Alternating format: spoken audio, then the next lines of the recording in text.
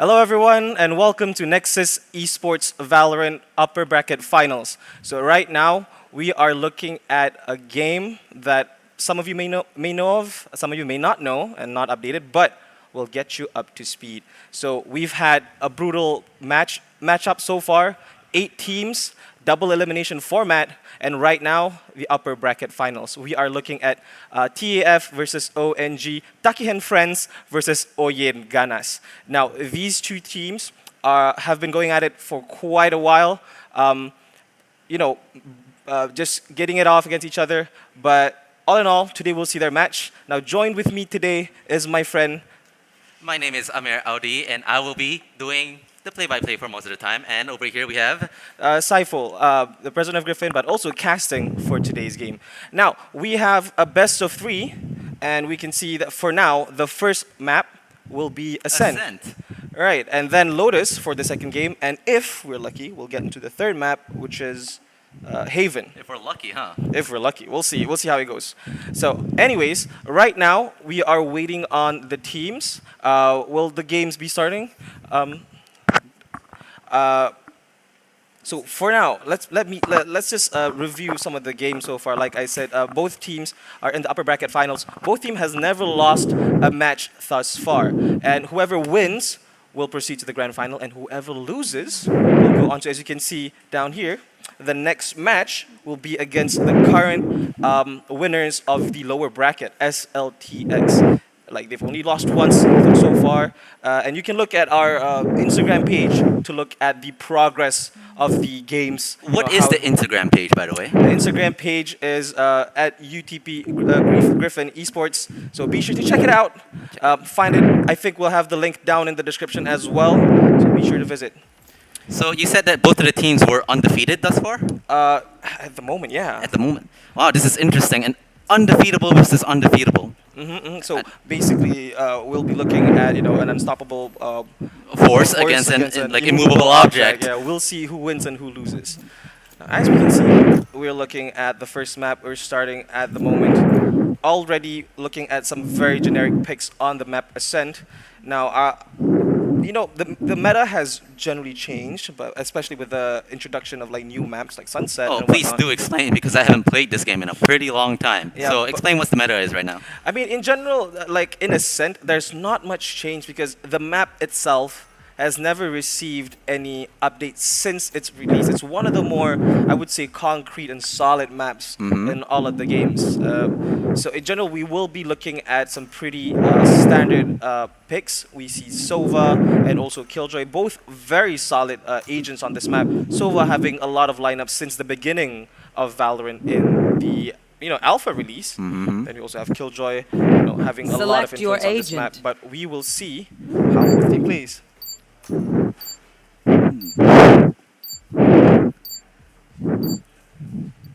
Oh, we're back to R now. Hello. Okay, so it's back to us. Okay, so what are your thoughts on at the very least on the map Ascent? I know you said you haven't played it in a while. Yeah, I haven't played it in a while. What is it? Okay, let's use you as a time capsule. What do you think of the map Ascent? At the very least when you were playing it back then. Well, obviously it's a classic. It comes up a lot of times, especially when it comes to a lot of the, what did it say here, Sentinel plays. There's a lot of I already forgot what it's called. You can really tell like my age when it comes to this. All right. I mean, in general, that the map Ascent has quite a number of choke points. Like they're very classic. You have A main. Yeah, you got A main. You also got mid at the marketplace over there, and then you also have like B main. There's a lot of choke points that Sentinels can play with.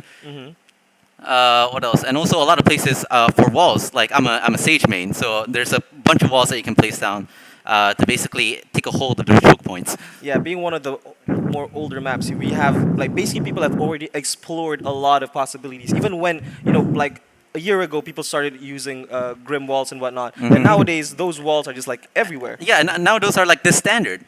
Yeah, I mean they're not as overused as before, like when it was first introduced, but we still have some people who are just very good at using those really off-angle siege walls and whatnot. Yeah, but I think like those things are pretty much to be expected now. Like even if you see a siege wall at like the B main boxes, like nowadays if you hear a wall around the area and you don't see it, you obviously know where it is. Yeah. But the thing is, something that the introduction with an agent like Deadlock. Oh, Deadlock. I would say that it's a very nice addition because unlike Cypher Trips or Killjoy Alarm Bot, so those traditional ones, this one is activated by audio, and of course it's not great to be used as flank counter, but it's still very good, very solid to be used in the defensive scenario because everyone's usually rushing in like in a map like Ascent. There is this, I would say, confidence in striking hard, like going really? fast. And someone like Deadlock, I think, is a very good addition to the roster to allow for more control by the defending team. But it's quite unfortunate for this game because we don't see any of the teams pick Deadlock. Yeah, unfortunately, I mean, I think we both saw. And especially for me, I haven't seen Deadlock play before, believe it or not. So I'm kind of disappointed. Here we see the game starting with Astra putting down some of our orbs. Seems that putting down at A main and also B main, ready to hold down those choke points as we talked about before. Well, we haven't actually talked about like the agent selections so far from both teams. We are seeing currently, as we know, some Killjoy. I think on both teams. Can we look there's at the Killjoy on both scoreboard? teams. If I may request for the scoreboard. Scoreboard. Can I request for a scoreboard? Want to see look at the scoreboard right now for both teams. The agents selected. Oh, never mind. We don't have time for that. The round is started. Round started with Sova Bolt checking out and reconning for anybody in main and middle. Sorry. Yeah, it seems mid has always been a very important choke point in a map like Ascent. Already 2-man down. Yep, there goes Aim Mentor.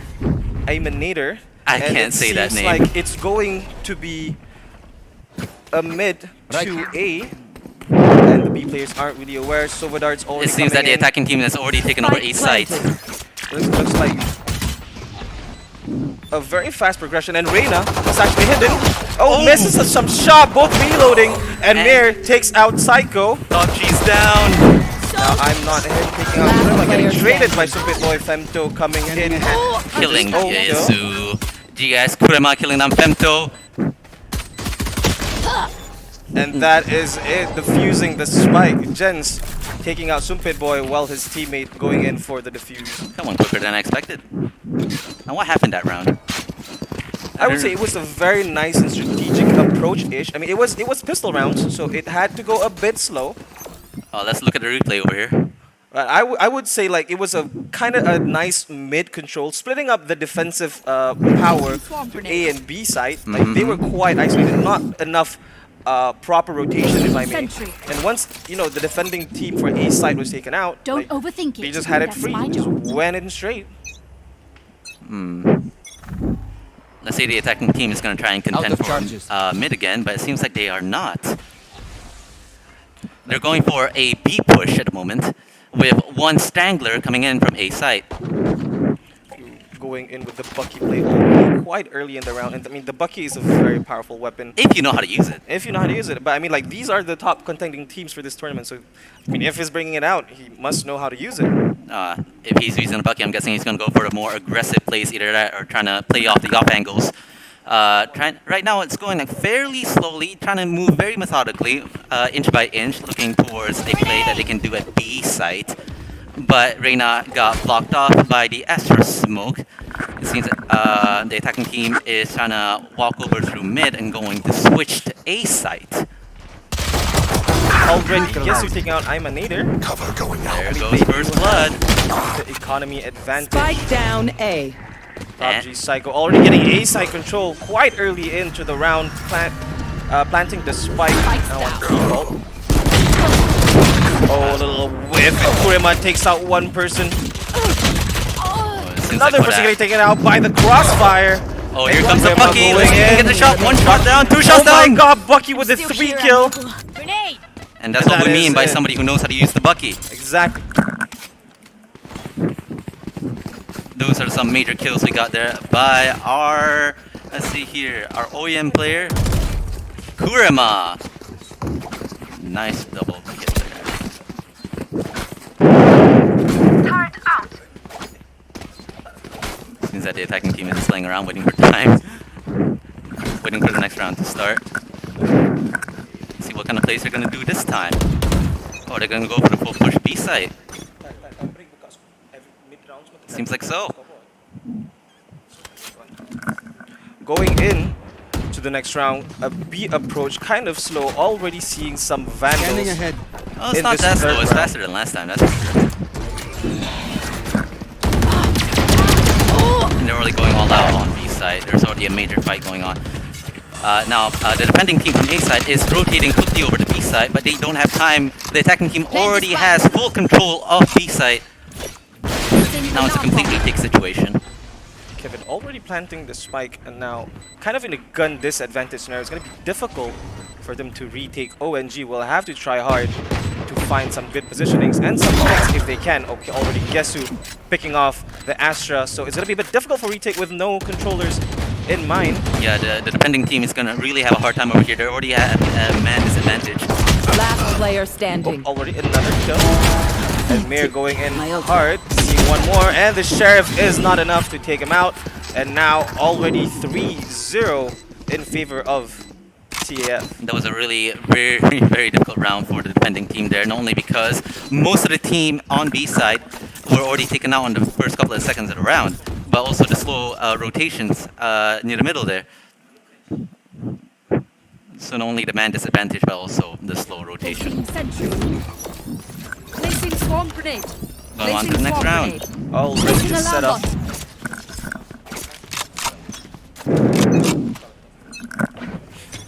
Opposite to the last round, now the attacking team is going for a full A push. This time a full A push. Nade already coming in to clear some angles. Oh, quite a methodical approach. And Raze is already in. Femto, the only defending team on site, is now taken out. And Imanator takes out top G. Oh, but it's get traded by Kevin. Can't even be stopped by that blind. It was quite the approach. You see very tactical Raze Nade onto Dices and an Omen blind onto Generator. Is able to take control of the site and taking out the only person on site. Now Mir going for the retake. Kevin gets taken out. Kurema goes in for his own kill.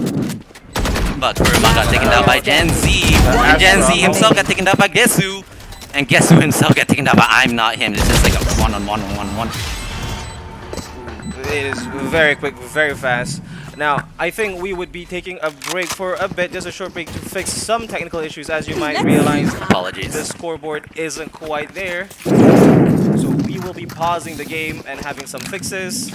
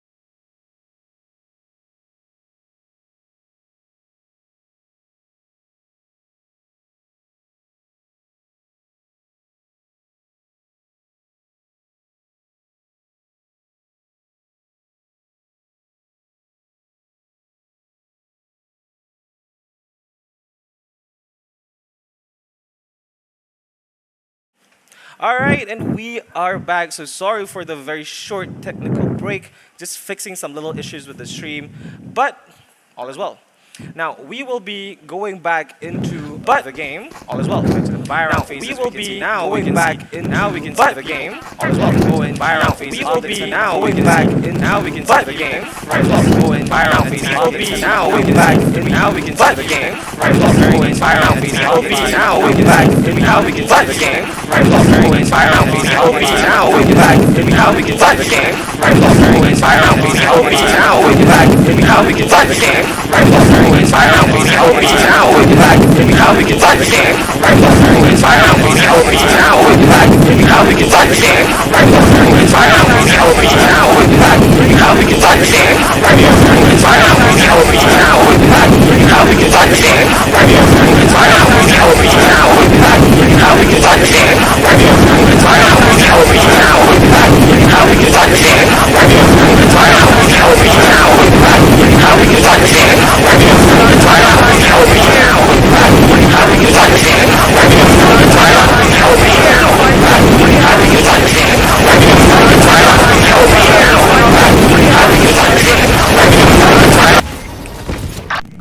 That was a very good defense. I'm sorry, I guess that was a little bit of technical issue, but now Last player standing. Stupid Boy still has a lot to offer, but I am not him is able to take him out. Man, I don't understand what was going on. So it seems like they were going for a full B push, and then they got the site pretty early on, right? Yeah, they got him early on, but they forgot to clear back sight. Oh, they forgot to clear that site. That's why there's the Reyna over there killing 3 people. Yeah, Reyna was technically what's the word? He was caught in the Killjoy ult. Was caught, but it was too late. They took their sweet time taking in that Reyna was able to take out his gun at the very end. Right, they were just staying inside main for a long time, giving the defending team the opportunity to reposition, which is a kind of misplay on their part. I would say so. Like they shouldn't have left Killjoy there to play around. Now we are seeing Oye and Ganas finally taking in some some leverage onto the games with a little bit better guns thanks to that win. It was a solid thrift round, I would say, by Oye and Ganas, or rather it was a mistake by Taki and friends. But you know what? Reyna on Taki and Friends, nice triple kill, real nice. Oh, actually, it was the other way around. It Oh, was is it? not Oh, Kevin. it's not. It was Mir. Oh, right, it's the defending team. I'm getting myself confused right now. Apologies, everyone. Okay, it's okay. It's all right. Now we're going in a slow approach onto mid. Already being spotted by I'm not him.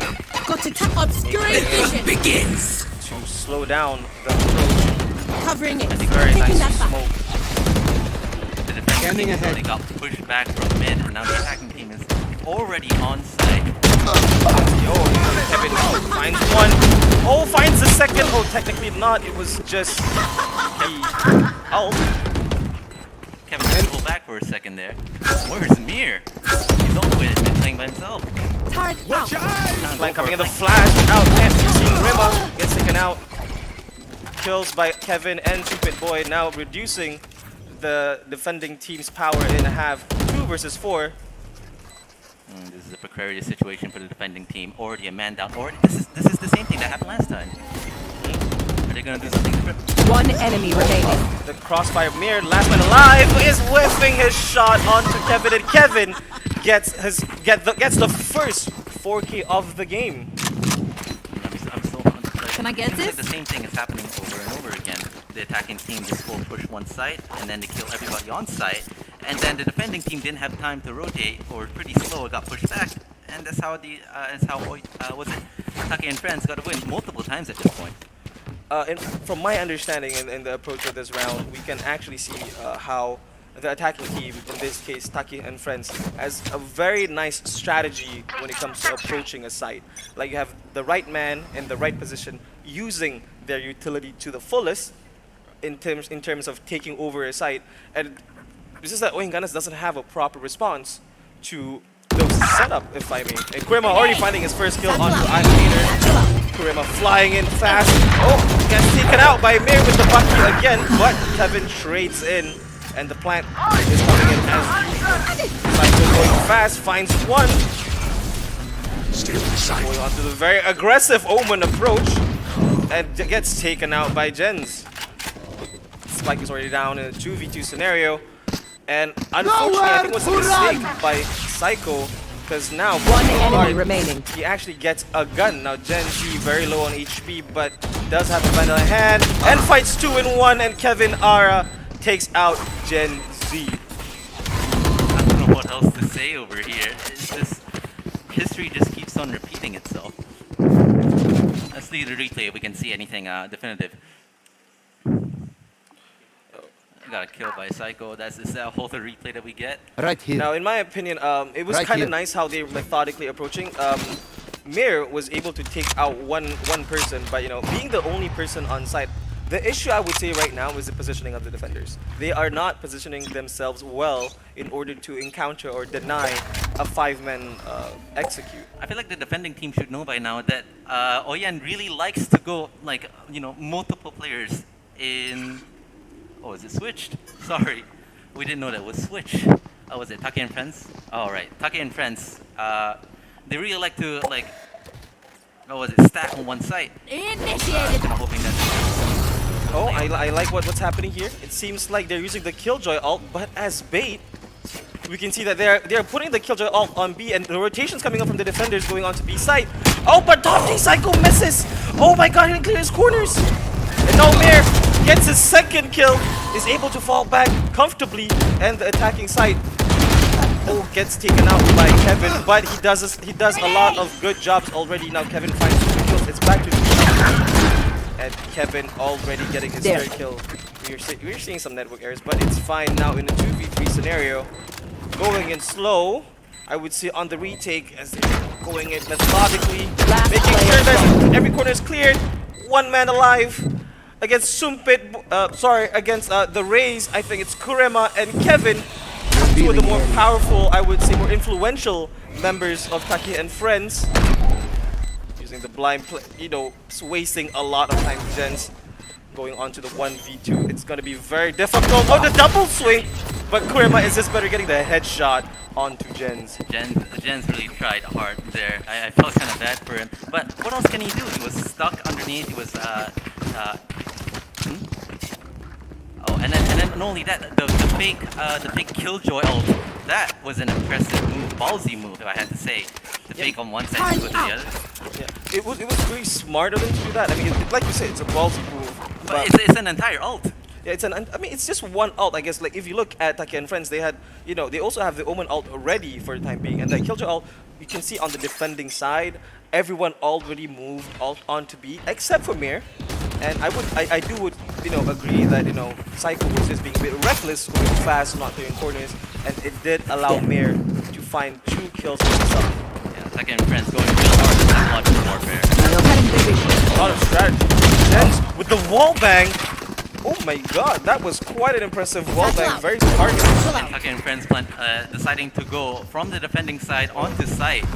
Yeah, this is a very interesting approach, I would say, going in all the way to defender spawn. Almost. Oh, but Mir, of course, Mir. And Sumpit Boy got his kill. I would say Mir does a very good job, I would argue, on defending A side, but he's always left alone. So I mean, like, a man can only do so much when Last player standing. 1 enemy remaining. You can tell that the person who killed Mir actually got assisted. So his health really got whittled down. Now in a 1v1 scenario, the spike is down, but Phoenix does have some flash. Imanator might looked away at the wrong time. Gets catch by surprise. That's quite unfortunate. We had Killjoy hiding, under in hell. Yeah, it was hiding in hell. Doesn't really know. I feel like that's quite the expected move there. I mean, in general, from our perspective, it might seem obvious, but if you look at the previous rounds, we've only seen them play defense on A main, and I think that, as you said, it's a psychological warfare. It made Imanator think that the Killjoy is playing A main, but in reality, playing under. Kind of unexpected if you think about it from Imanator's perspective. Now moving on to the next round. Oh, this is unexpected. We see that Taki and Friends is actually going for a split, completely different from their previous plays. You got 3 on A and then 2 on B, 1 splitting off into mid actually. Mir is playing a very risky position and it's actually kind of like playing peekaboo with Killjoy. If we are looking at Sumpitar and Mir, like very close to each other physically, but just divided by a wall. They're both being very cautious, not willing to push up at all. Oh, maybe someone's gonna take the bite. Oh, but Sumpit Boy takes out Mir. Just faster. Yeah, he's just a bit better. I think he was expecting it more than Mir expects the push. I think Mir just aimed a bit too wide. Oh, I would agree, I guess. Like the wide swing is actually Taki and Friends, there's nobody on B side. And they got the second completely free. Oh, how is Kurema able to kill off Ascent? that far in. Oh, the wide swing. That's a risky play right there.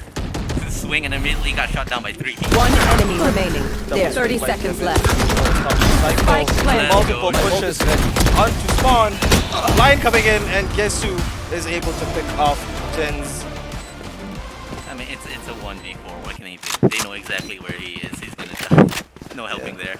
Yeah, location already exposed, and like all of them were just hunting him down. Oh yeah, completely like gunned down. I mean, I kind of like initially there were some trade, like, you know, 1 for 1, a little bit more here and there, but at the very end it was just too overwhelming. I mean, I still don't quite understand. I guess it was the strategic use of the utilities when it comes to approaching the defender's spawn. We saw Kurema finding 1 pick, but after that there were still 3 men at spawn. But somehow Top G Psycho here, together with RR Kevin, was actually able to break them up one by one and killing them off. Do you think the defending team last round rotated a bit too early because there was nobody on B side at that point, and they just gave the attacking team the site for free? I believe so. Now let's look at You the should approach run. on A side of the all being used already. Clearing majority of A side. You look at the map. There's no one on site. There's gonna be util used. Kremok flying in as usual, clearing the necessary places. Taki and friends really learned from the last time they tried to do this. This time, after using the wall, they Out of immediately charge. good. Not giving the defending team any time to reposition or watch for sight. Now the defender is going to be used for the retake. Oh, a lot of trades coming in. Now 3v3 scenario with a lot of ults being used. Astra ults being used to deny any defense. One person is now detained. All 3 of them kind of stuck onto Wine. The defuse is not yet quite coming in. Radar finds one with a buggy. Scan Player finds standing. One enemy remaining. 1v1 with the defuse as well. Can't quite see the situation. And I'm not him finds Top G Psycho, who was kind of playing with the knife. And there you go. The defending team got this round.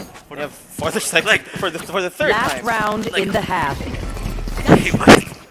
Yeah, we are seeing that Taki and Friends is really dominating, I would say, in this defensive half. Sorry, in their attacking half, in the first half. Did they just get careless this round?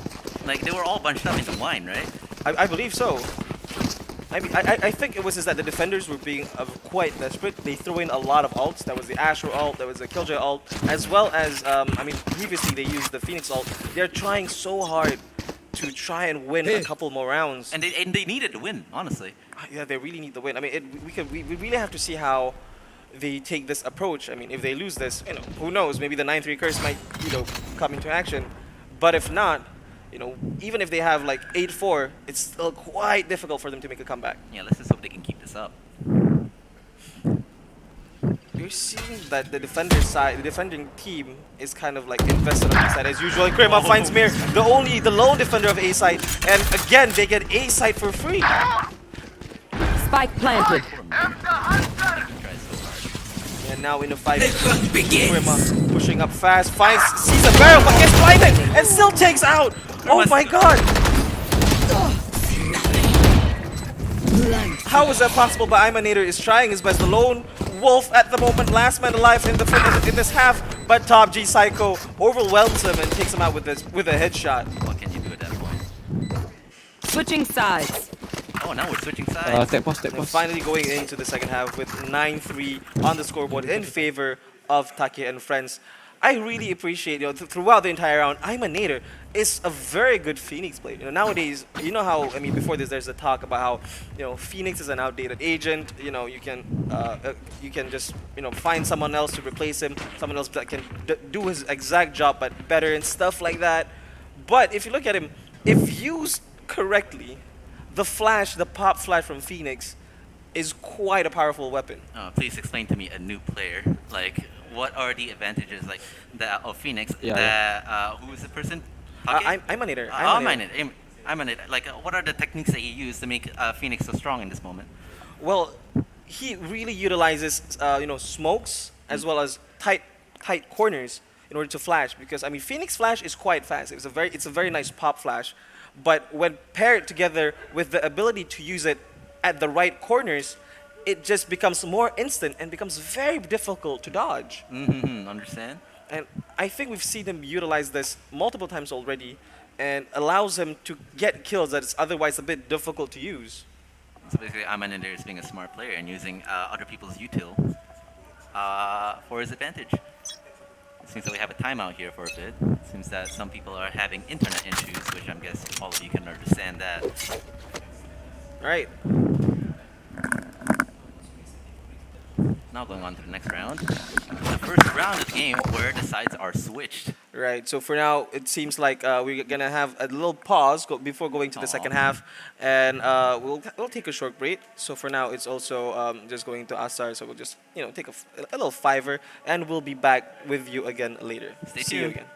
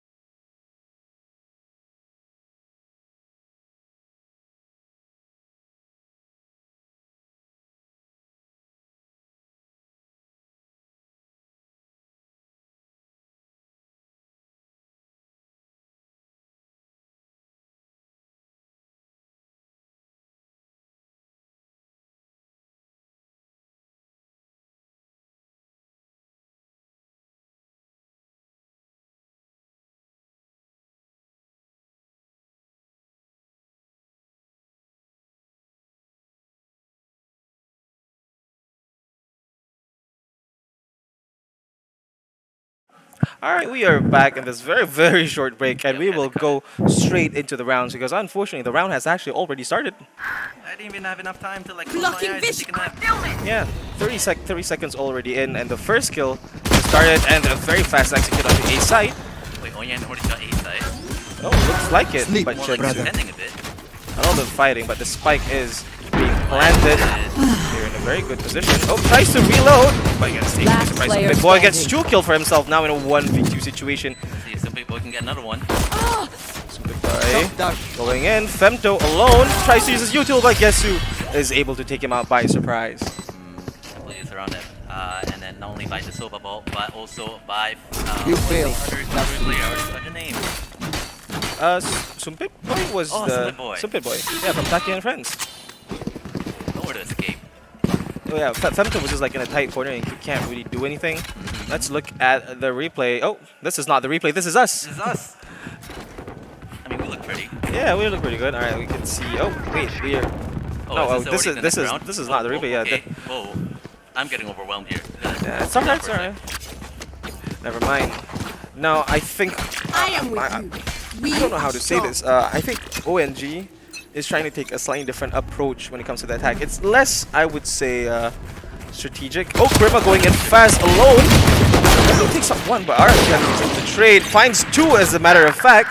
But Gen Z is able to take out both Kara Evan, Last player Arakev, and standing. Top G Psycho now in a Spike 1 down mid. situation. No Yes, we more got to two, oppose Femto us. and Gens. Is it Gens or Gen Z? I'm getting myself. Let's call Gen Z. I think that's what he's going for. You prefer Gens? Gens. Here. Gens is easier. It's just one syllable. Yeah, but I think he was going for Gen Z. I think. Alright, anyways. let's call him Gen Z. There was a lot of quick trades going on in the first, the first few minutes. But I don't quite understand why Kurema was going quite fast.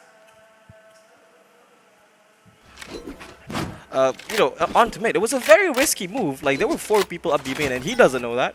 But he was just going all in Right very here. fast. He does have a Spectre, but only gets 1 kill. Yeah, I think the play by Koyen was going to mid, but unbeknownst to them, the mid was watched by, I believe it was with the Marshall? Yes. Hey, One of them had a Marshall. One of them had a Marshall. And then Mir finding in his first kill onto Kevin Ara. A very big kill. Ara Kevin is one of the bigger plays, but Top G Psycho goes for the trade. And he doesn't see Aminator coming in for the trade. Mir blinds in, tries to clear sight. Doesn't have any info. Finds him, but Gesu gets him first. Aminator goes for the trade. Clears the sight. Femto planting. I'm not him. enemy Spots remaining. one, kills one. Now Kurima is out of the picture. Sumpit Boy, last man alive. Bulldog at hand. 1v3 situation. Spike is down. And Super Boy Found already them. got cut off from Killed the my site. bot. It's gonna take a long time for Super Boy to get back to site and Super figure Boy, out what to do. here's a footstep. Here's a footstep. Know that he's coming. Finds Sumpit. Finds I'm not him. Now 1v2. Quite manageable, I would argue. But his location is exposed and he does And not also know. under a time limit. Yeah, with time limit and doesn't know where the players are. Just gonna assume that it's gonna be an A main defense. Oh, it's not able. Shows off his barrel and Femto gets him for Killjoy diff action. Unfortunate timing.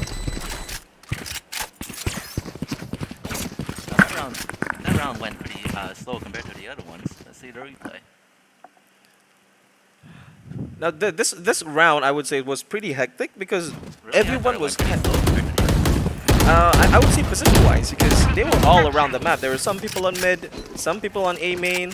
You know, going here, going there. It was quite a roundabout. I would just assume that at the moment, like Oyenganas is just taking a roundabout approach.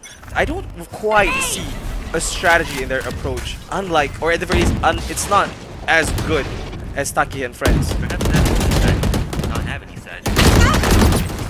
Perhaps. I quite like the aggression we are seeing Taki and friends taking a very solid mid control.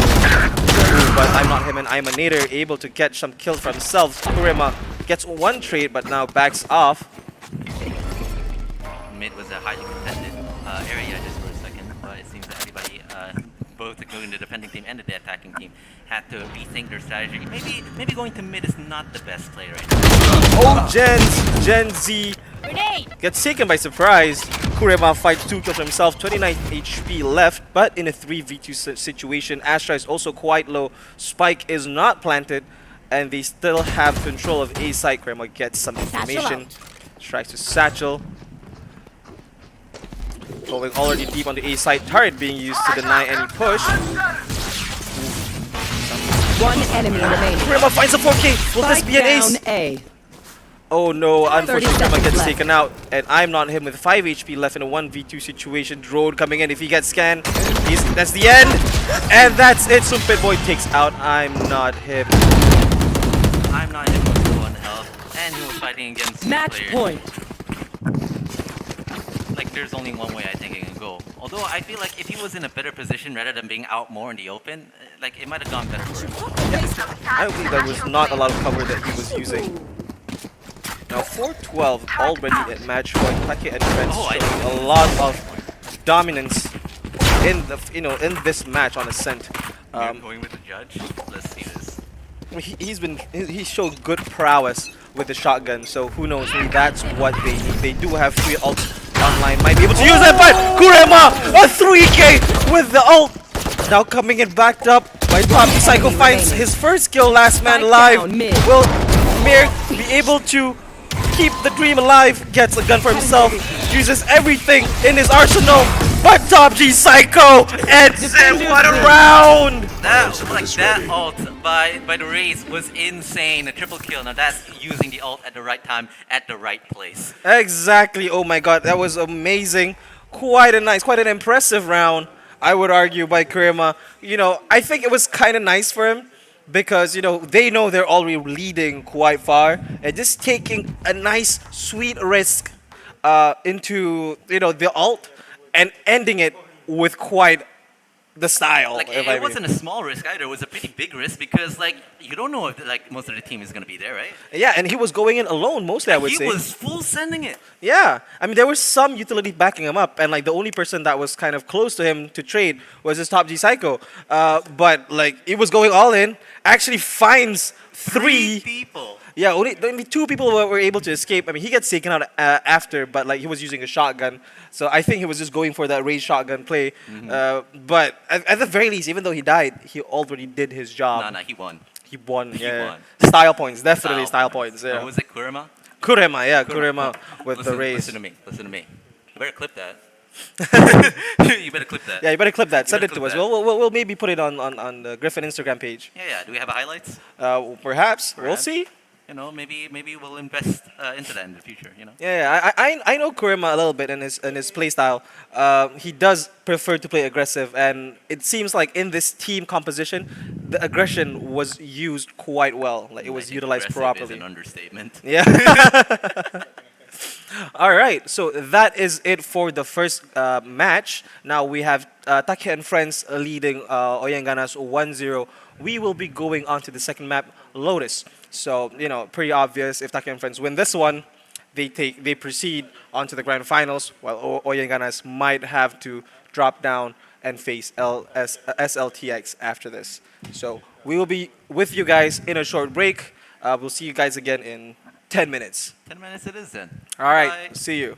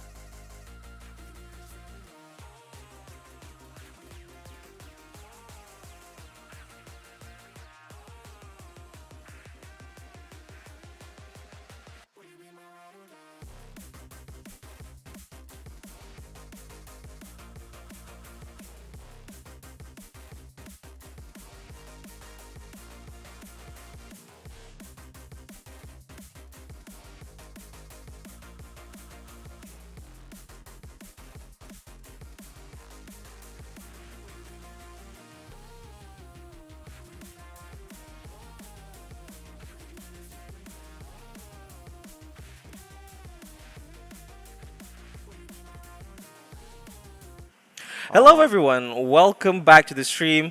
Going to the second round of TAF versus ONG. Here with you guys is me, Saiful, aka the President of Griffin, and here with me is a new friend. Yeah, what's good? My name is Shami. I'm the what do you call it? Ex VP2, quote unquote.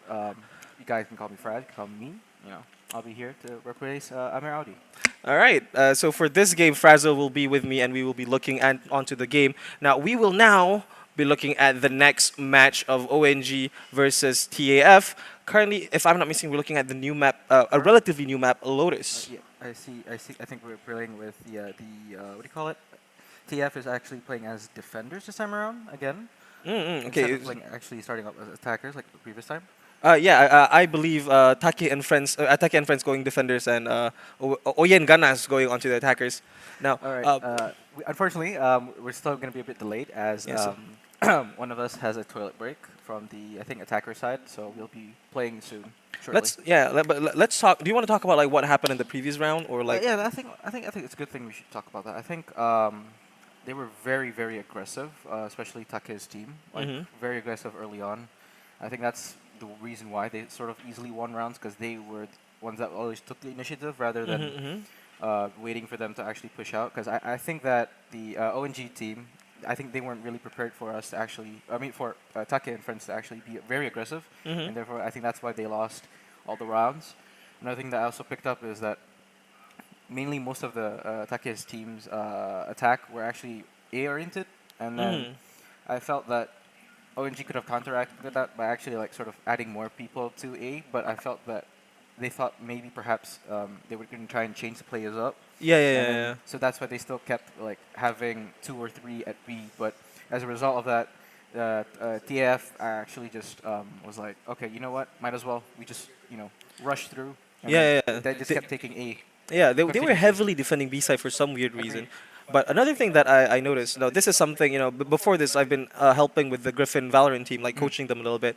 And one thing that I've been like drilling with them to understand is that in a tournament setting, it's actually a bit different from a ranked game. Correct. Because, the strategies that you can come up with, like utilizing like a proper 5v5, you're not playing with randoms, Correct. right? You're playing with your own friends. Correct. And, if you can take the time to methodically set up how you want to approach a site, like it makes a huge difference. Exactly. I agree completely. Yeah, and I think that's something that Take and friends actually utilize. Like I saw, like I don't know if you noticed, like one of the examples that I remembered is that when taking A side, they had the nade thrown at Dices and the Omen blind at Gen. Both sides, it was like a 3-prong approach. It was a combo of all abilities between each player. And that's how they easily entered site, and then they just took site by storm. Yeah, and if there's only like 1 or 2 members on site, it's very easy to flush them out and take them out. Exactly. Almost instantaneously taking the site, planting the spike. Everything just happens in tandem. Agree. And I think that, especially with ONG, they should be, I think, focused on actually just supporting the team. And I think, when I mean by supporting team, I think they should have sort of sent someone else to support them rather than being left alone. Because I felt that it was the same players again and again getting rushed. Yeah. They weren't getting help that they needed. I do kind of like Mir's positioning, if you remember. Like, I mean, he was alone on site. Yeah, he was very good. But he wasn't in a, he wasn't in a position where he can't back off. All right. So apparently, I think we're going to be starting now. So we're going to see the picks for the team TNF and ONG. We're seeing that Top G Psycho is actually locked in with Sky, a very reasonable pick, especially on this map. Yeah, in a map where it's very open, like the flashes open, that so Sky, it's you know, very the good. power of It's very Sky good. Flash is very good. Alright, we can see that Femto has locked in Harbor, Mir and Karema have both locked in Reina. Jans has locked in as a Breach. Okay, a very interesting pick, I would say, to go with a Breach. I felt that probably, I think, especially for this map, I think having an open flash is much better than having like, the corner flashes, but, you know, they can prove me wrong. Yeah, I mean, but I would argue that Reina Flash is one of the more powerful flashes nowadays, especially in an open map, because you can, you know, blind the Choose entire your enemy agent. if you get the chance without, you know, what do you say, handicapping yourself. You know, Correct. because Sky Flash, the timing must be correct, otherwise you would be team flashing or even self flashing, which is worse. Yep. And Right. something like this. Now, oh wait, hold on. Something that I noticed, and we will look back at this in the scoreboard in the game after this, is that both teams are actually running a double duelist Yep, a composition, double duelist which comp. I think is kind of off meta nowadays. I feel that as well. I feel like nowadays it's better to either run maybe a double initiator, a double sentinel, or maybe even a double smoker. Yeah, But double that, smoke has kind of gotten some traction exactly, lately. especially with the combo Viper and Harbor, both just running up that wall, especially you know, just setting up with that Viper early wall, and then you just have Harbor as a continuous after what do you call it, after plant. So I'm a bit worried with their current setup, especially. I mean, for now, I'm a bit worried with Taki and Friends team because they actually are running a solo smoke, and the smoke is Correct. Omen. Correct. Now, it can be useful, maybe on defense to try and slow down the attack, but I'm gonna be worried with their attack Agreed. because I think Omen as the only smoke on attack is gonna be a bit difficult. Like, especially with him having only like 2 small normal smokes rather than having the long range. yeah, wall. the ball smoke. Let's ball call it that. smoke, Like yeah, the ball the smoke. ball I smoke. feel like it's usually not enough when it Usually comes to not. attacking a big site Correct. such as Lotus. I mean, Exactly. it's The true the that three you know, maps with like many multiple entry points is very difficult, especially with like A if you're trying to smoke up like on drop, you're gonna smoke up like heaven, and then you're trying to smoke up stairs. That's already 3 smokes in, but you only have 2. yeah, you only have So two. it's a bit of a difficult play. Yeah, but with Harbor, not only is the wall like, not only is it big and surrounds a lot of places, so you can control it as well, unlike Viper. But you also have the ball smoke. Exactly. So you have essentially 3 types of smoke. You have the slow smoke, the one that the curve smoke, the Viper smoke, and then you also have the ball smoke. Yeah, and like you have 2 different walls, as you said, Exactly. one very big one and like 2 other cascades, which is very powerful. All right, let's see. All right, Harbor and Breach going up, pushing up A long. All right, okay, spotted Taki Psycho, but falls back. All right, the ball smoke up from the Omen. All right, see they're fully all aggressing up on A side. They're trying to push up into tree. Okay, there's 2 up tree. One's he's stuck up in drop. 3 of them still outside. Already pushed inside. Oh, here. Oh, that's killed. Oh my god. It's equal. It's 3v3. Alright, Reina's going for the plant. And I'm not gonna get Spike that. planted. Oh, but One Superboy with enemy the 2K. remaining. Okay, it's a 2v1 situation. Can Mir close this out? No, he cannot. Unfortunately, Superboy gets the 3K for this round. What a lovely turn of events. Yeah, I do kind of like the approach on You don't deserve my Taki and mentions. Friends, like how they're going for that retake. But it's kind of fair to also take note of Just how thinking so Oyingan hard, I has can you know, smell that approached surface A side frying. because I do like you know the Harbor smoke denying some information. Yep. But unfortunately, I think they were kind of slow Placing because alarm by the bot. time they were just about to execute on the site, They had already yeah, fully yeah. rotated on site. Yeah, and they the could smoke's just already play down. retakes, correct. So like they were exposed, and were that's exposed, the they were- reason why I Turn think they were out. able to retake the site, you know, quite swiftly, if I may. Alright, we have KJ Placing Superboy swarm setting up grenade. C side with Reina. Reina's going a bit slightly for aggressive. Okay, they're going the eco route. They're trying to push up into B side. Iman throws in his grenade. Okay, but they are smoked off by Leo. Oh, Kurima with the 1 free K. Spike down B. Being aggressive as usual. Aggressive as usual. Alright. Right there. Sorry. Tachi Psycho going for that. Oh, Jans unfortunately loses out in that fight. Kurima nearly dies out. Gets One another enemy remaining. Spike down B. But Mir with the 2K, but unfortunately he gets taken out by the Omen. And it's 2-0. to Taki and friends. We are looking at yet again another aggressive play by Kurema. I mean, Kurema has been shown to be very aggressive with his positioning, but not only is he aggressive with his positioning, he's also very tactical, you know, making sure to clear corners, putting himself in advantageous position instead. Because, you know, one of the issues that we see with his teammate, for example, Top D Psycho, is that he likes to play aggressive as well, like, you know, going in, going hard, going fast, but sometimes, as we see in the previous round, he sometimes forget to clear some corners. Correct. Yeah, which is like, it's kind of detrimental to the team. Agreed. He gets himself accidentally killed, therefore making the situation into a +4 situation. Okay, we can see that Oye Ganas is actually going for a approach here. He's up in 4 and 3. Top D Psycho unfortunately can't get killed out, but they have to go back because of Raze's Satchel out. Okay, I'm pushing on the side. He is, however, blinded, but Harbor throws up his ball. I think they're trying to go for it. But unfortunately, Jans is just killing Kevin with an easy headshot. It's a 4v3 situation. Kevin goes for the blast. One enemy remaining. Oh! Team Ace. 4v1 and now. Such Here, trash. unfortunately, could not win. I mean, sorry.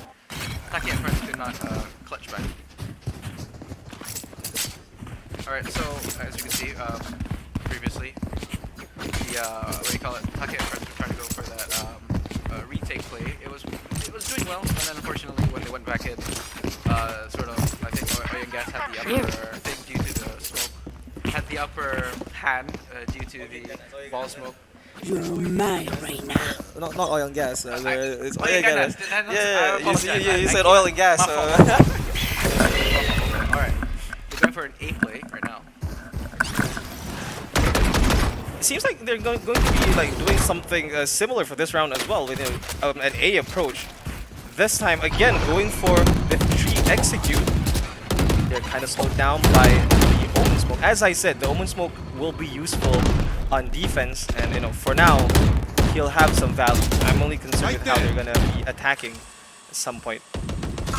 They're being fairly quiet right now. Some shotguns at hand, but still a lot of rifles too. Femdo finds the first kill to Kurema, main player out of the game. Kevin takes 1, and Gen Z and Imanator gets 1 each. The A site is now clear with only Omen and Killjoy left. Utility will be very useful for the retake, but the plant is coming down. 2v4 situation against Taki and friends. Oyen and Raze is low, so they still One enemy remaining. well, only 1 man alive. Yesu with a lot of HP, some smoke left, and a blind in hand. Still feasible. Femdo just overpowers him with a clean headshot onto Yesu. Decapitates him there, unfortunately. But yeah, a very, very amazing play from Oyen Cat. How they entered side was very, very good. I feel that, unfortunately, I think due to the lack of perhaps maybe positioning from the Taki and Friends team, they were unable to sort of retake them, and then essentially lost 3 of their players early on. Therefore, it was the round for Oyen Ganas for the taking. Yeah, I'm not quite sure. I believe that, if I'm not mistaken, this is Oyen Ganas' pick on the map. So we can see that's why they're faring a fair bit well as compared to the rounds before on Ascent. And we are also seeing how Taki and Friends has kind of less strategy when it comes to approaching. Oh, finds the first person here. Kind of gets taken out of it. Gen Z goes for the trade. Ara Kevin doubles the trade. It is a 4v3 now situation. Yeah, the 4v3, but unfortunately they do not know what's happening on C site. Spike is being planted with no one to contest. And the flanks are coming in. A 4-man flank. I'm not him. Will have a lot to compete. He has a lot of food that he can consume here, I feel that. Yeah, he is kind of in an exposed situation. 1 man is low. We see Kurema kind of low. Turret able to find some shot exposing his location. He's not able to take out. But boy, gets that kill. It's now 2v4. Let's turn the die! Okay, Phantom turns up his ult. All being used to slow down the retake. But Ara Kevin's going in fast.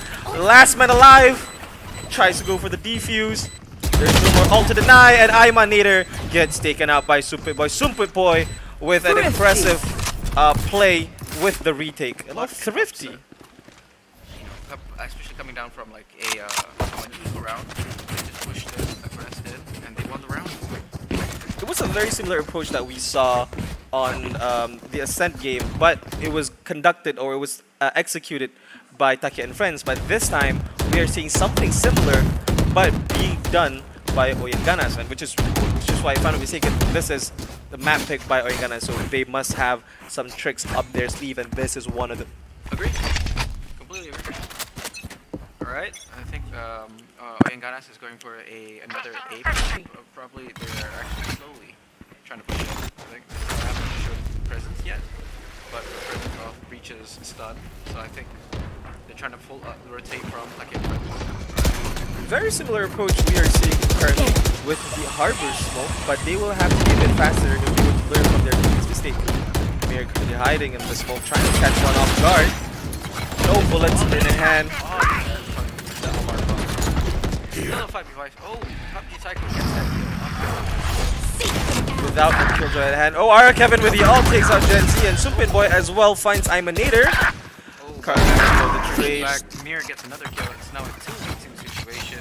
And will this they actually push on? Oh, sorry, the bomb's actually down.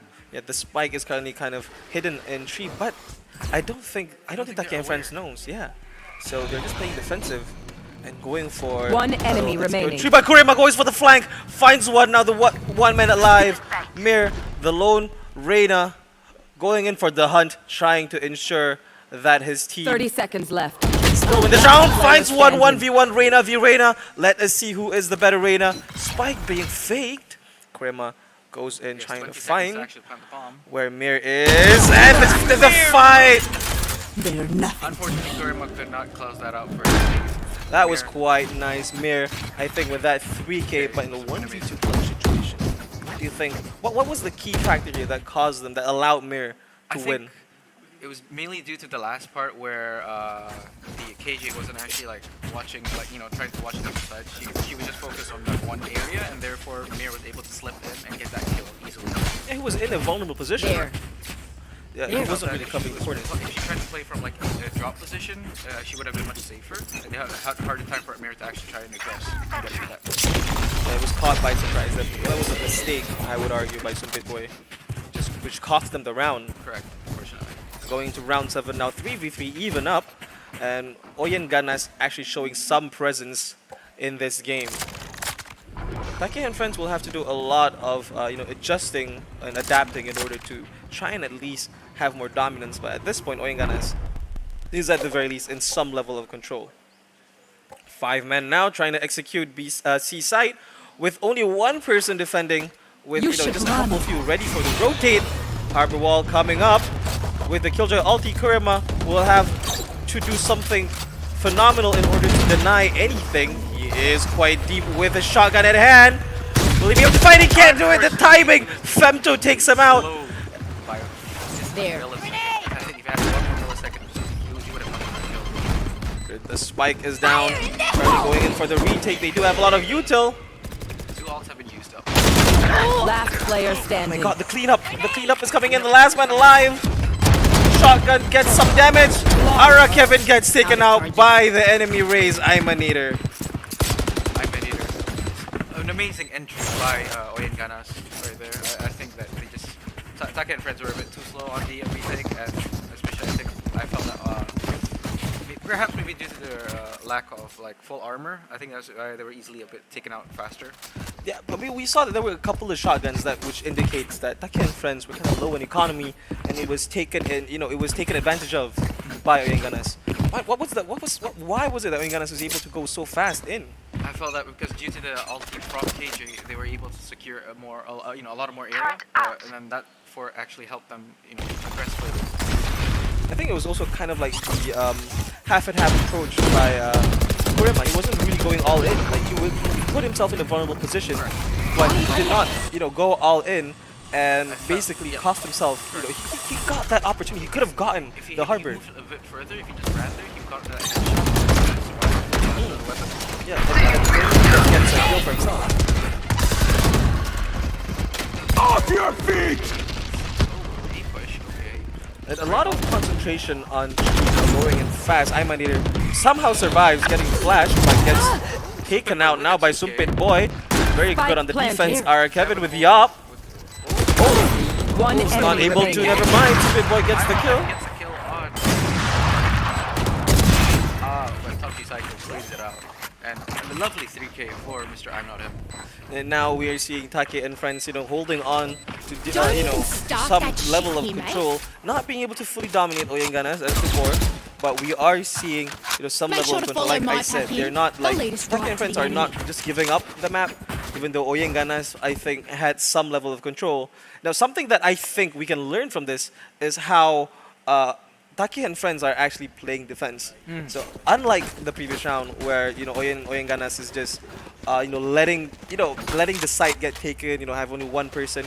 Now we are seeing that whoever it is that's defending the site is not normally putting themselves in a vulnerable position. Like at the very least, they're able to back off, and instead of a 4v5 or even worse a 3v5 retake, now we are seeing like more of a 5v5 retake with with better use of utility, ensuring that they're able to retake certain positions first, more crucial entry points, and then taking over the entire map. Together now, rather than playing, like pushing out one by one, they're easily able to actually get that easy kill, because it's, rather than being a 1v1 situation, it'll be a 2v1 situation or a 3v1 situation. Therefore, winning them that easy. There. Ooh, something unexpected right now by Oyenganas going in for the split push, actually going for B side, and they weren't aware of this. So there was no contesting on A side because they thought there was going to be an A side, so just fall back to defend A from behind. But they actually use that to leverage. Gets that kill, but gets straight back. Spike by planted. Boy. It's a 3v3 situation. KJ does have her ult. Is she going to plan to start it up? Initiated. Alright. Killjoy ult very powerful on B side, pushing basically everyone back and making it very difficult to defend and to Cutting their deny. vision. So they have to run away. They will be able to get at least half on the defuse, but Sumpit Boy's not defusing. He's going on the aggression, running through his own teammate's nade. Now, no one was detained, so they know that a lot of area is safe. No one's going for the defuse. What's going on here? One person gets taken out, but Mir also finds Toppy Psycho, and now the last man alive is not able to defuse the spike. Now, With another lovely 3k for this round. I would say that was a mistake. There were 3 man, there was a 3v3 and only 2 choke points. 2 person should have tried to contest some places. They had the and ult up. They had the ult up. They had time, perfect time to just like at least half it before they start fighting. But unfortunately, none of them decided to go for it. yeah, no one went for the defuse. Like I said, they had some time to at least get it half, and then compete and contest at certain areas and then finish the defuse. But none of them did that. Unfortunately. We also actually see, if I'm not mistaken, who was the killjoy? Sumpit Boy? Yes, Sumpit Going Boy. for a bit of a risky play, which backfired pretty Running hard. through that raised grenade, his own teammate's grenade was acting very detrimental. Yeah, he didn't have to. He had enough time to control the area, like the link, but he chose to, aggress a little bit too far, and it cost him. He had to stir it up.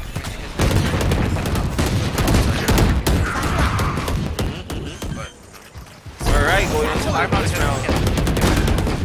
I'm gonna get a kill with that satchel. One enemy remaining. 3k for Iman. Can he get a 4k here? He's looking for Raze, but Raze is very far. Raze is far away, all at B side, and they're just holding out. Seems like Raze is going for a save here. Yeah, I feel like that's the only option he has to actually save economy. Yeah, in this situation, if you look at the economy, Take and Friends doesn't really have a lot of leverage, and Kevin only has a sheriff, so I feel like it would be nice if he just dies and gets some economy advantage. They only have enough for probably half armor and.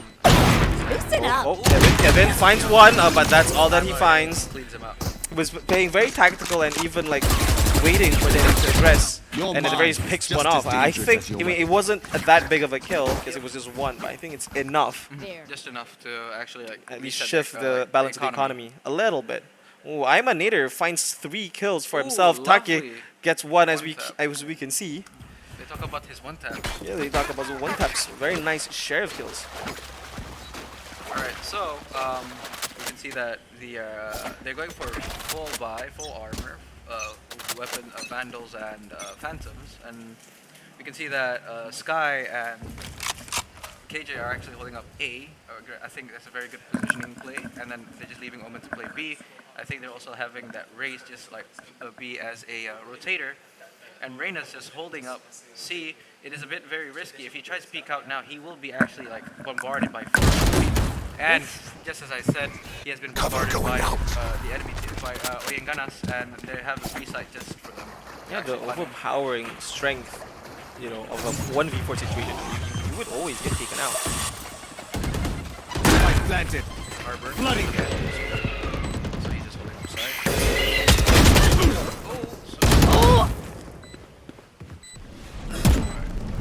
Here comes the party.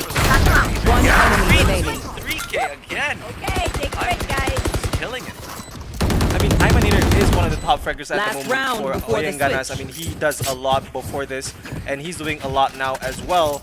I mean, even without the support, of his teammate playing alone, he does have a significant amount of impact for the team, getting all the crucial kills needed to win them the round. Yep. Alright, so this is fun round for halftime. And you can see that, unfortunately, the entire team of Taki and friends have no armor, full armor, sorry to speak, and then having Omen actually use a Bulldog rather than a Phantom or a Phantom. So we're seeing some aggressive play they're onto actually A. all playing up on A, so Yeah, we might see a 5v5 contact on A main. But they're rotating. Are rotating fully. I think they've got ahead, like, info that perhaps they're all actually stacking up on A, so they're Yeah, this- rotating just for a clear C push. The Skydog only sees one. And now Reyna also Mir falls back with the team, not willing to take the risk of a 1v5 situation. They should be able to get the plant down without issues. Spike coming in a bit late. But Semto is planting the spike. Now we might see a full-on 5v5-man flank. Like, pure raw. Oh, but Mir is in a very good situation for the crossfire. Oh, the trade's coming in back and forth. But Gesso doesn't see Mir. Like I said, Mir in a very powerful Hidden position. angle. Still possible. It's just they have to get in there early now. Oh, Mir is not Time's aware. ticking. Last player He's not aware standing. of Kurema Kurema. gets that kill. Jans is all alone, but he still has time on his side. They have to push it now. It's now or never. He was just pulled that one angle, and it's all over. Oh, and Oh. Kurema Imagine gets if the I third died kill onto right Jinzi. now. It does not have that time. So funny. And Oyenganas win the round, bringing us to the actual 8-4. Hey, sorry. Oh, actually, we have time to use. So it's actually Switching 7-5. sides. Apologize. Okay, it's alright, it's alright. Looks like we're currently going to round 13 into the next half. Let's look at the replay for a bit. Yeah, oh my god, the trade's coming in. That was a big fight. I mean, I told you it was happening. It's a 5-man flank, but Mir in a very precarious situation, if I may. He put himself in a very good position, but he just thought everyone was there and he forgot that someone could still flank him. So he was trying to flank the flanker, but then another person flanked the flanker, if I may. But for now, it seems like the scoreboard is 7-5 in favor of Oyenganas. Or Oyengas if you're shot. If you're fast. Oil and gas, especially from UTP, right? Yeah, it's the same thing kind of, but hey, who Oil and knows? gas just works for the OIG company. Anyways, alright. I think they're going for a fake with the Reyna just holding up. I think Yeah. he knows that they're trying to be a sort of they just want to push up C side, and C side's just because someone else has decided to actually hold on side. I think they all maybe fall back. Pretty much just gets that free kill on breach after just pushing out. Spike planted. Mir is now overcautious, and then now he finally rotates back over to the C side. I think he's still being very overtly cautious. Not him gets that kill. One enemy remaining. Gensu was in a very good position of finding, he's not vulnerable, but he's able to peek in and out of his position to get people off guard, which is exactly what we saw happen. Mir is now in a 1v4 situation. Can he at least get one kill and at least have some form of economy? But chances are I don't think he will. Oh, very much takes him out with a headshot, and as a result, Taki and friends win the round. I do like the approach that they were going on a pistol round. We saw like 4-man going on to C side and just a lone Reyna. And we know this about Reyna already. The fact that, Reyna can heal herself up is a very powerful tool in the arsenal of Reyna, especially if she's trying to play as a lurker. But I think one thing I could also see from Manos is that I think they left sites way too early, and then as a result, they were Taki and friends were easily able to actually enter site, and you noticed that when they went into site, into C, there was no one there. They were already pushed up back, unfortunately. It's difficult to say. It's not like they weren't showing presence on C, but Yep. I mean, they just show a little bit of presence on A, and it kind of stretched the defending team. I mean, that's what I mean, especially because Still in sight. this type of games, you can never really Still in know sight. someone's just faking it out. There. On edge, making sure. Going in fast, not being aware Gets of taken Gen out Z by hiding in Ant. trees. But he gets figured out like this. Spike Jumps to get down that A. kill. Psycho, Sumpit, There. trades him back again. It's still a 3v3 situation. There. Kevin, I don't think. Oh, Kevin gets taken out by Iron Tor. Oh dear. Turret out. Okay. God, Has if the he bomb. coming in, Does that have would the be bomb. smart. That would be important. That kill. Okay, it's a 50-50 situation. I think they could just fall back. I think they're going for a B plan? Yeah, they're going for a B plan. Okay.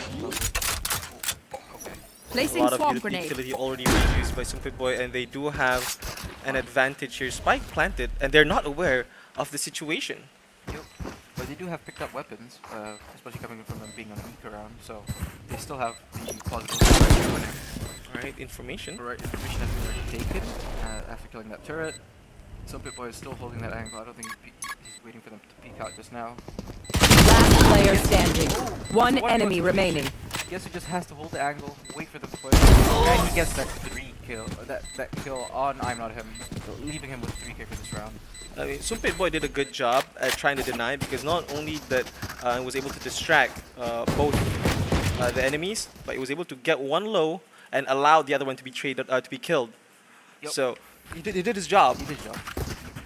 Alright, we're neck to neck now. It's actually 7-7. Coming from a 7-5 round. Taki and friends have managed to get 2 rounds back after their names, and we're equal. And now that both teams have equal footing in terms of weaponry, I feel that it'll be a very fun round this time around. The economy, we look at both sides, they're not quite balanced. We see Oyenganas having a little bit more firepower than Taki and Friends. But if Taki and Friends plays this well enough, especially with sharpshooters like Kevin and Kurema, I mean, who knows? They can still turn things around and maybe even scoot in a Thrifty. There. Let's get info that Mr. Bloody them! Clutches it out, survives with 40.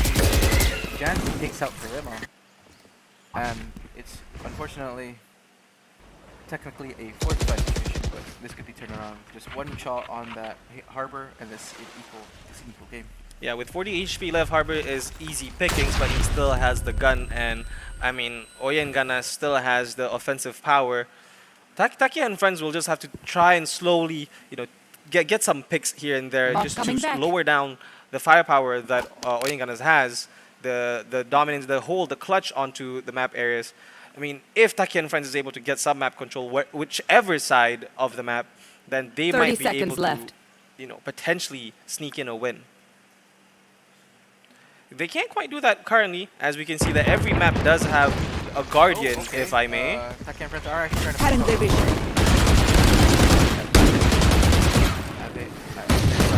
Site yet. All outs coming Right. in. Already 10 being seconds used to left. deny. Spike planted.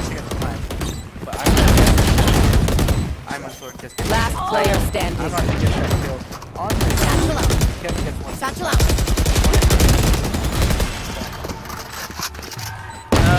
That was quite a smart approach, I would say, by Taki and friends. But unfortunately, just the lack of firepower is not enough to overcome, the stopping power that Oyenganas has. Because we saw that I think it was a mistake for them to go for a B execute, because the defending team kind of has their power like spread across A, B, and C, and the fact that they chose to plant in the middle of the map creates this situation where they're surrounded Agreed. by the But defending I team. think you could also say that, especially with time running down the clock, they had no time. They either had to force an A execute, or I mean an A rush or an A push, and then I felt that B was actually the more safer route, as they had more sections compared to actually entering in.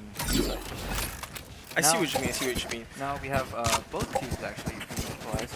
Unfortunately, even though they did not win the round, they at least did get the plant down, therefore getting some economy. Yeah, perhaps that is the approach that they were going for, and we saw a lot of the times that Taki and friends are able to win rounds even in tough situations, and maybe this Spike might planted. be it. Spike being planted on C side, and the defense has already been set up. It's still a 5v5 situation, so no one has died yet. Yeah, but we don't have any ults online, so it will come down to raw utility usage as well as just gunfights. Yep. Killjoy being used. Very nice, Kurema.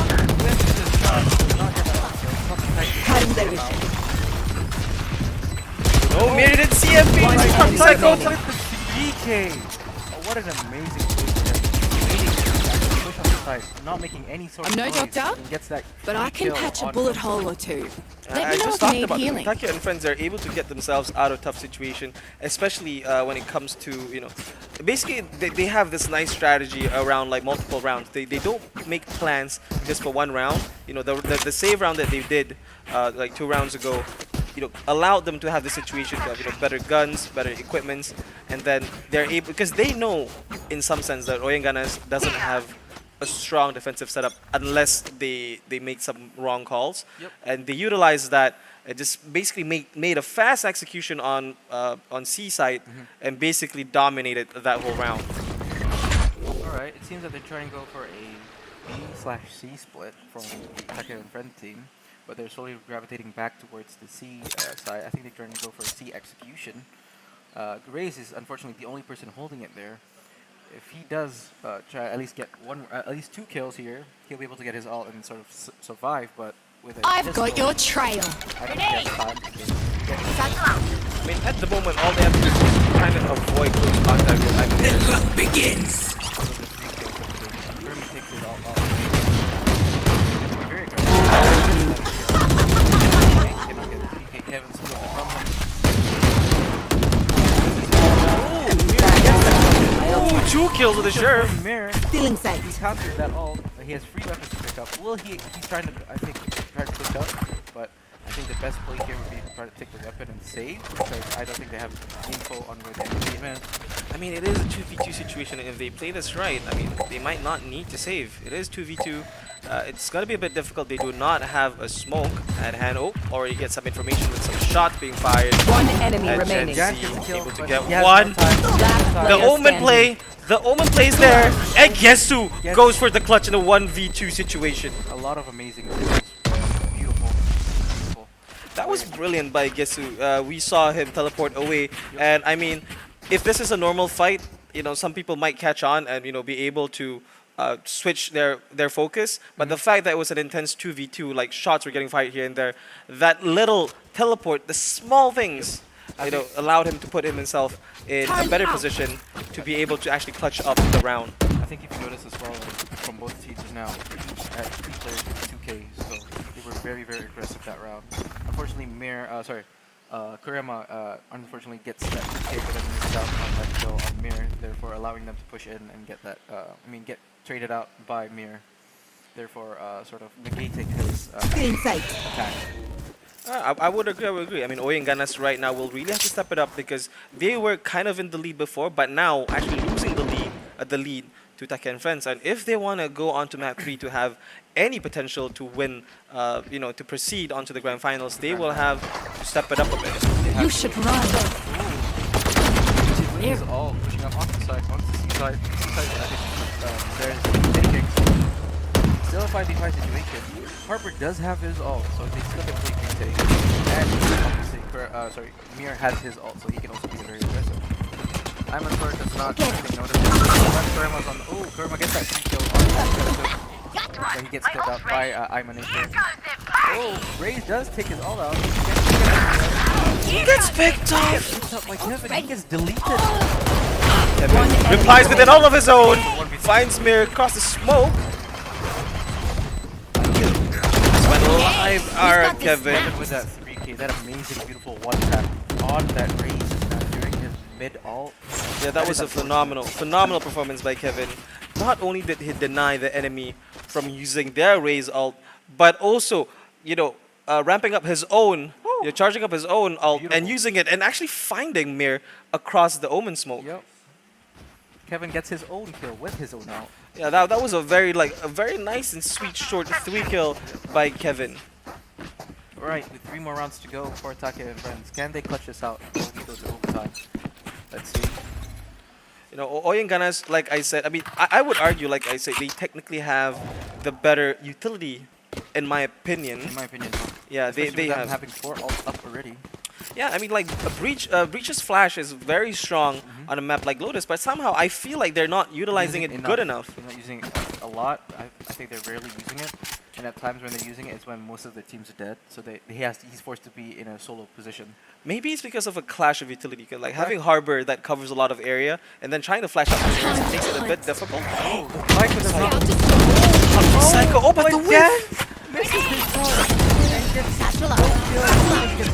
Why Psycho with that one tap? Satchel out. Kevin pushes that kill on that break. He get this There. one kill on Femto. He gets that kill on Femto. He gets the okay, lovely. Blinded.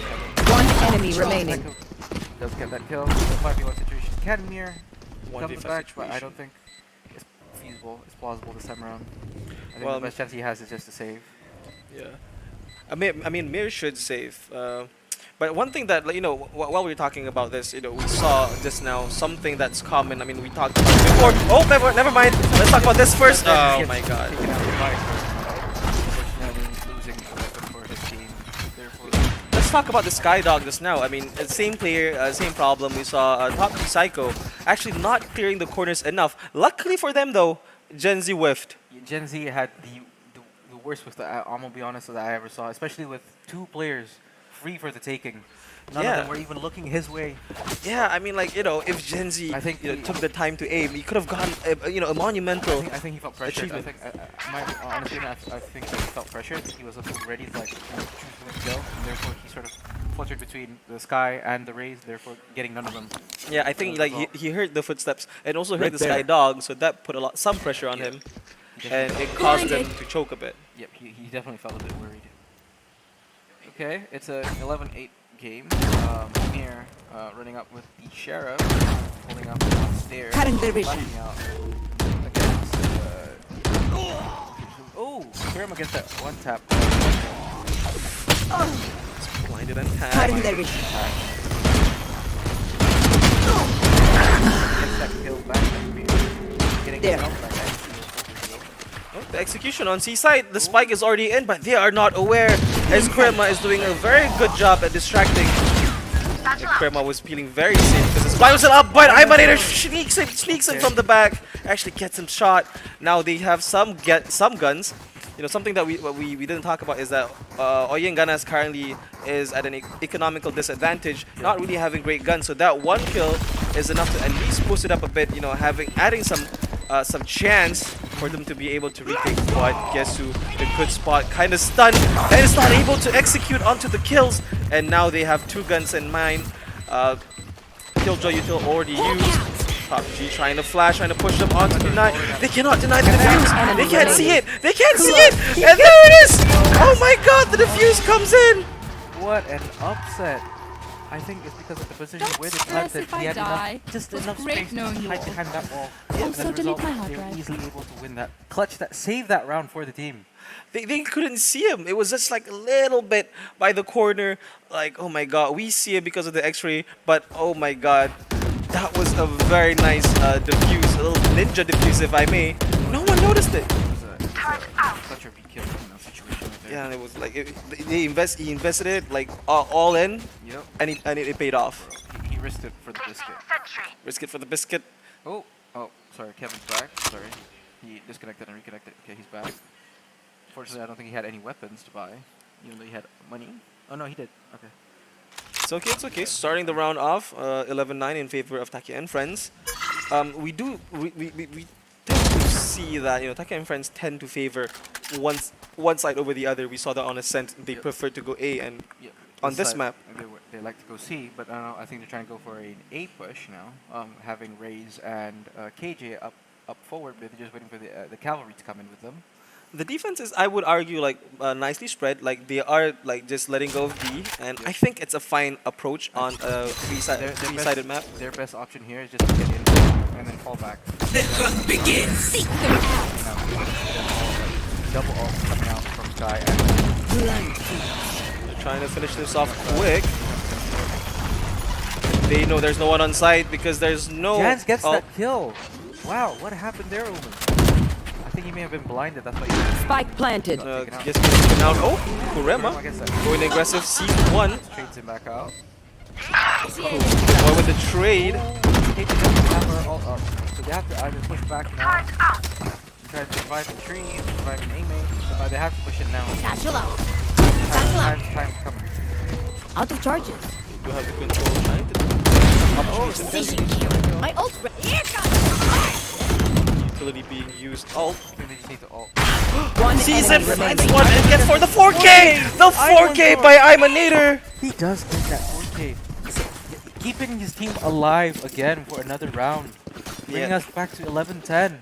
One gap deficit. They're just catching up now. You see, that's the thing. Something that I noticed with Imanator is that I like how his methodical approach actually works out. Yep. He doesn't go for the gung-ho. He doesn't want to go all in. He takes them out one by one. Yep. Yeah. That is exactly how you should be playing. You should never be taking like team fights by yourself. You should take, isolating them.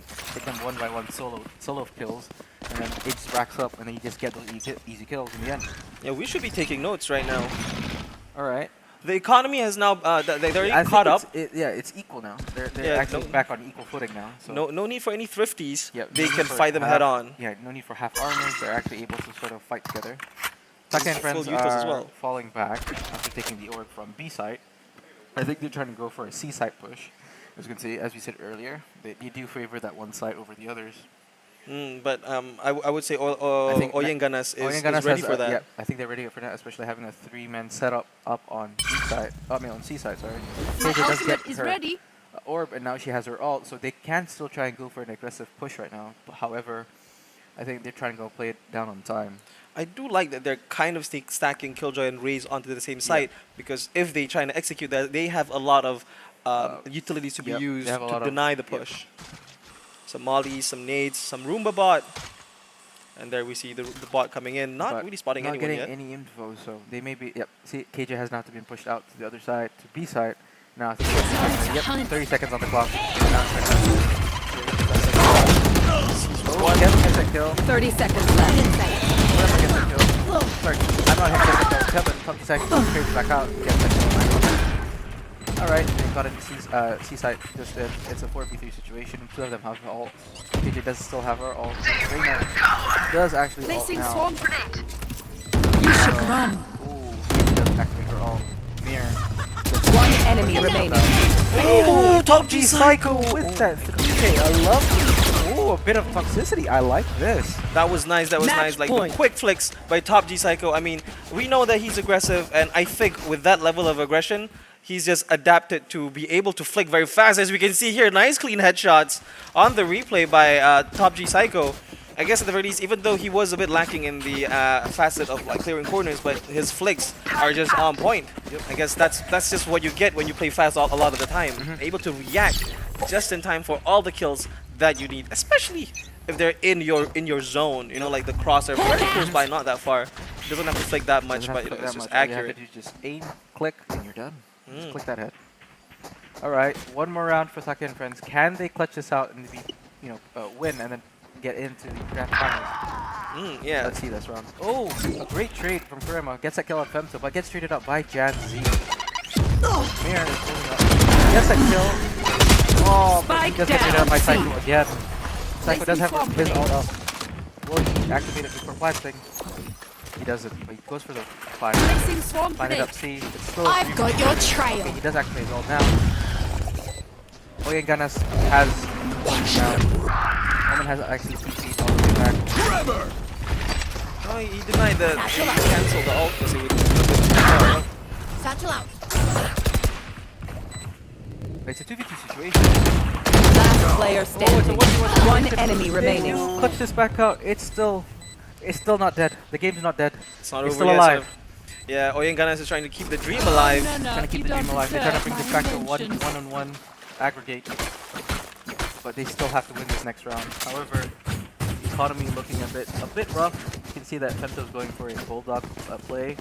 Ayman is going for a Spectre buy, because I think he has enough even for a Bulldog, so he has to sort of make do with the Spectre. However, I think I'm not him to buy for him with the Bulldog, and as I said, he does get that buy Placing for him. sentry.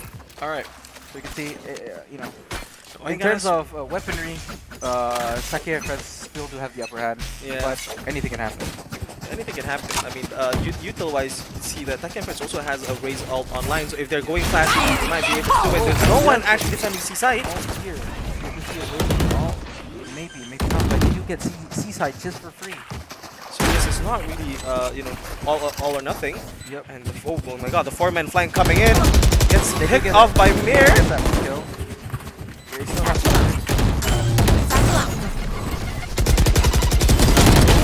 I might just get Last player It's a standing. 1v3 situation. Taki and Friends do have to win this clutches out. So he wins this round, or else we're going into overtime.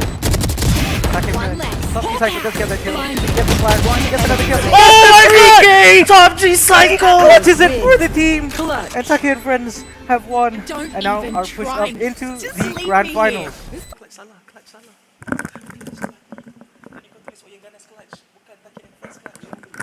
So alright guys, that was an amazing round. Oh my god, Top G Cycle with the clean headshots as we saw a repeat of what happened before, but in a higher stakes situation. And now we are seeing Taki and Friends moving on to the grand finals, and we will see going up against SLTX is ONG. Now let's talk about like the impact of that game. I mean, we talk about how Kurema is aggressive. We talk about Top G Psycho. Top G I mean, Psycho, he has some flaws, but he also has other things to back it up. Yep. But let's not ignore the elephant in the room. Imanator. Imanator, his especially his aggressiveness early on, playing as an attacker, that was a very, very amazing play. He easily was able to just enter site and then just get those kills out, support his team, and then come back for a easy round. Unfortunately, they were leading 7-5 right into the Yeah, the halftime. first half. Yeah. Then unfortunately, I don't know what happened, but they lost that lead, and then they were crawling back, trying to get that 12-12 so that they could push into overtime. I guess I take it back because I mean I was saying how Taki and Friends might have some issues with Yeah. attack, With but that actually moment they play. have like a slightly different Yeah, strategy. I mean, their strategy works well, especially with how they pushed it up for themselves. I think their probably strategy was meant specifically just for them, like how they pushed it up, which is probably why they chose the Omen itself.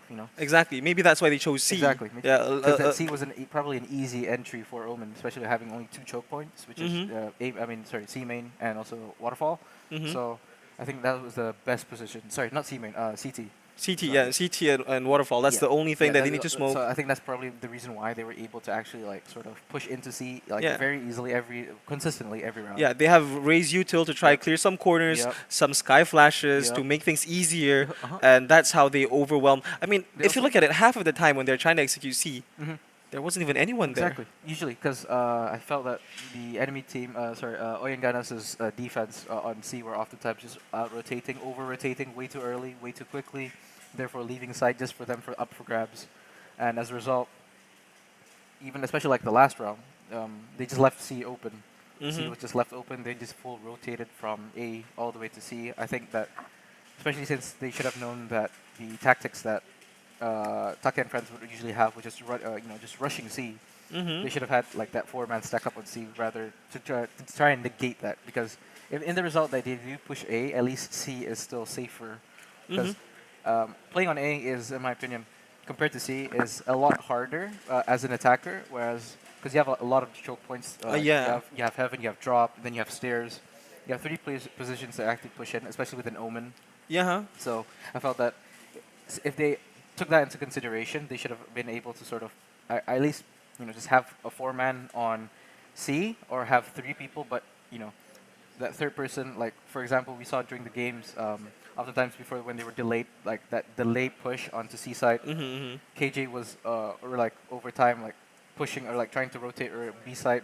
By the time that one time they pushed back to B side, they'd already like aggressed into C side, therefore losing their footing on site, rather having 3 defenders becoming 2 defenders. Yeah, I see that. And we also see the different approach in attack because, for example, we talked about how Taki and Friends had this unique setup and approach to attacking C side, but we technically also see how Oyenganas used a very different team composition, and they use that differently in taking over A side. Agreed. I mean, to less degree of success compared to Taki and Friends on C side, but still quite a nice approach. But I think this is not as polished, if I may. Like Taki and Friends strats, very nice. It was a bit like how do you say it? Oyenganas' tactics were early on. They were very, very good, but then I think something something happened between the way that they sort of held sight.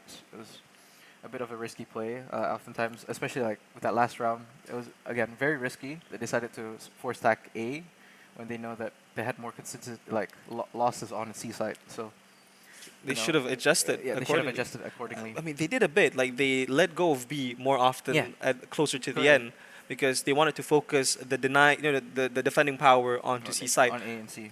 But unfortunately, just wasn't enough. It just wasn't enough. Well, there you have it. Take and friends do push up into the grand finals.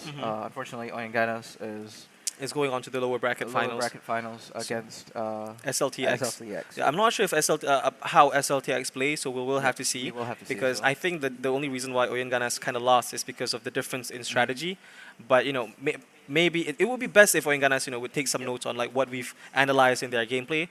But who knows? Maybe their current gameplay is enough to take down Because SLTX. If you see it, like the scoreboard wise, like the KDA was like average around the team. It was very equal. It was like it wasn't that bad between both teams. So I don't think it's more of a matter of getting that kills. Just I think better of strategy wise, how they should have planned out, like especially just based on like the enemy team's thought process. I think they should have been able to sort of make connections between what was the best play for that current round. Right, timing right. Play. All right, so I guess we will now be taking a break. We will be ending this stream, and we will be seeing you guys again later tonight, when we see ONG versus SLTX. So without further ado, I think that will be it from us today. I'm Saiful, And I'm Shami. and we will see you again tonight. See ya.